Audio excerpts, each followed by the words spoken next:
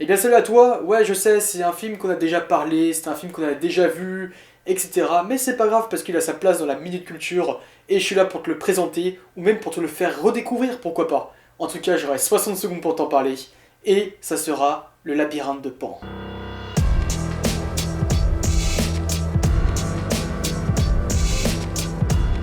Enfant ou même adulte, on se crée un tas d'histoires, comme par exemple des mondes fantastiques, des créatures mystiques, des lieux mystérieux, de la magie, du rêve ou même des contes de fées.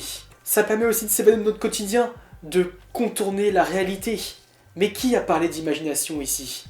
Personne. Au final, c'est ce que Guillermo del Toro veut raconter dans son film, ou du moins en partie dans Le Labyrinthe de Pan qui est sorti en 2006. Donc c'est l'histoire de Ophélia, une petite qui s'installe chez le nouveau mari de sa mère dans une Espagne qui se remet douloureusement de la guerre. Elle doit s'adapter dans cette nouvelle vie et surtout à l'homme qui n'est pas très sympa avec elle, voire même détestable.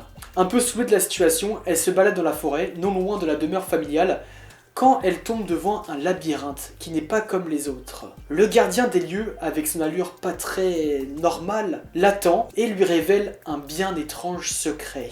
Elle est la princesse disparue d'un royaume enchanté. Mais avant ça, elle doit relever plein de défis que je ne citerai pas et que tu verras dans le film. 20 ans, c'est ce qu'il aura fallu pour Guillermo del Toro pour imaginer cette histoire, griffouiller dans son carnet les croquis, les créatures, son univers.